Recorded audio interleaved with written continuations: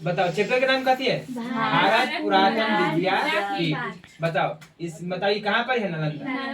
कहाँ पर है? नालंदा। अच्छा बताओ इस चैप्टर के बारे में कौन बताए थे? राजेंद्र प्रसाद। देखो तो राजेंद्र प्रसाद का जन्म किस राज्य में हुआ था? बिहार। जिला सारण। बोले गांव तब जीरादेई। गांव कौन? जीरादेई। बताइए इनका जन्म हुआ था 3 दिसंबर 1884। 3 दिसंबर 1884। और मृत्यु कब हुआ था? 28 फरवरी 1963। 28 फरवरी 1963। तो बताओ जन्म हुआ था 3 दिसंबर 1884। मृत्यु कब हुआ था? 28 फरवरी 1963। बताओ बिहार में किस जिला में? सारण। बताओ गांव पूछे तो जीरादेई। बताओ कि 8वां क्लास कहाँ से पास किए थे? छपरा। कहाँ से? छपरा से। बताओ प्रथम स्थान आए थे कि सेकंड की थर्ड की फर्स्ट किए थे, ठीक ना। और बताओ 10th कहाँ से किए थे? 10वीं क्लास कोलकाता से। कहाँ से? कोलकाता से। और बताओ 1911 में बन गए थे वकील। क्या बने? वकील। तो 1911 तक ना कलकत्ता में क्या थे? वकालत किए थे। क्या किए थे? वकालत। लेकिन 1916 में ना पटना, देखो काहे कि 1912 में ना बिहार कलकत्ता मतलब बंगाल से क्या हो गया? अलग हो गया। तो बताओ तब पटना में ना वो अलग उच्च न्यायालय बना, यानी कब बना? 1916 में। बताओ पटना काहे कि बिहार के थे कहाँ चला है? पटना हाई कोर्ट में क्या कर? वकालत करने चला, ठीक ना। अब चलो सुनो, इनके दो एगो सहयोगी थे। एगो कौन थे? सच्चिदानंद सिन्हा। कौन थे? सच्चिदानंद सिन्हा। एगो कौन थे?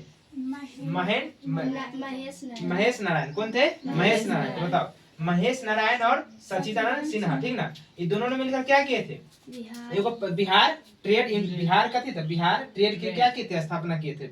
अच्छा बताओ पूछे कि संविधान सभा के प्रथम अध्यक्ष कौन थे? राजेंद्र प्रसाद। संविधान सभा के प्रथम अस्थायी अध्यक्ष कौन थे? राजेंद्र प्रसाद, ठीक ना। अध्यक्ष थे जिस समय संविधान बन रहा था, उसको बनाने में प्रथम अस्थायी अध्यक्ष कौन थे?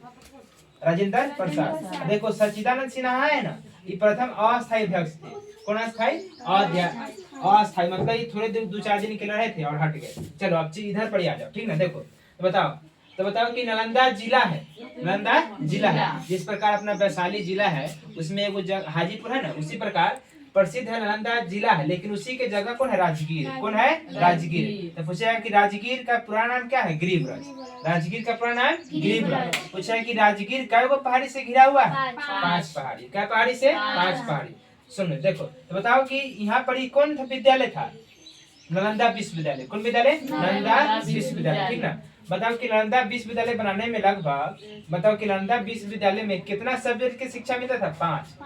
क्या सब्जेक्ट के? 5। उसमें कथी पहले भाषा व्याकरण का, ठीक है, तो पहले बोलो भाषा का, तर्कशास्त्र, चिकित्सा, शिल्प विद्या, उसके बाद धर्म। तो बताओ नालंदा विश्वविद्यालय में कई सब्जेक्ट के शिक्षा मिलता है? 5। पहला भाषा, तर्कशास्त्र, चिकित्सा, शिल्प विद्या और धर्म। चलो आगे सुनो देखो तो बताओ कि 4वीं सदी में कौन आया था?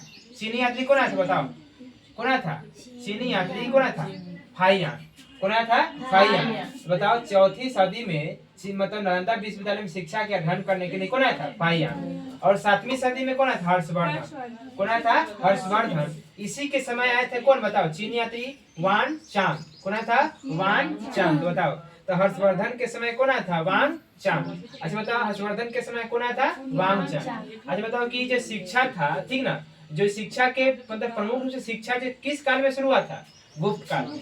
किस काल में? गुप्त काल में। अच्छा बताओ ये कई 100 साल तक शिक्षा देने का काम किया था? 600 साल। कई 100 साल? 600 साल, ठीक ना। अच्छा बताओ कि जो बुद्ध को कितने व्यापारी ने मतलब कितना दान दिया था? 500 व्यापारी ने ना, 500 व्यापारियों ने ना जमीन खरीद कर बुद्ध को क्या कर दिया? दान कर दिए। क्या कर दिए? दान, ठीक ना। आगे सुनो बताओ इत्सिंग जो आए थे, इत्सिंग के समय नालंदा विश्वविद्यालय में कै रूम था? 300 रूम था। कैसा रूम था? 300। अब मंडप कै वो था? 8। कितने मंडप थे? 8। इधर पर सुनो एगो था सुमात्रा के शासक। कौन शासक? सुमात्रा के शासक। इसका सुमात्रा के पूरा नाम क्या है? स्वर्णद्वीप। कौन द्वीप? स्वर्णद्वीप। तो स्वर्णद्वीप जिसको सुमात्रा कहते हैं वर्तमान में, उसके शासक था शैलेंद्र बालपुत्र देव ने ना अभी अपना एगो राजदूत भेजा था। क्या भेजा था? राजदूत। कहाँ पड़ी? मगध में। कहाँ पड़ी भेजा? मगध में। तो बताओ मगध में उस समय राज कौन कहा था? देवपाल। कौन पाल? देवपाल। तो बोले ना कि 5 गो गांव देव, बोला 5 गांव देव किसके लिए? नालंदा विश्वविद्यालय के निर्माण करने के लिए। बताओ तो बताओ शैलेंद्र शासक किससे अनुरोध किया था? देवपाल कहाँ का शासक था? मगध के। कहाँ के था?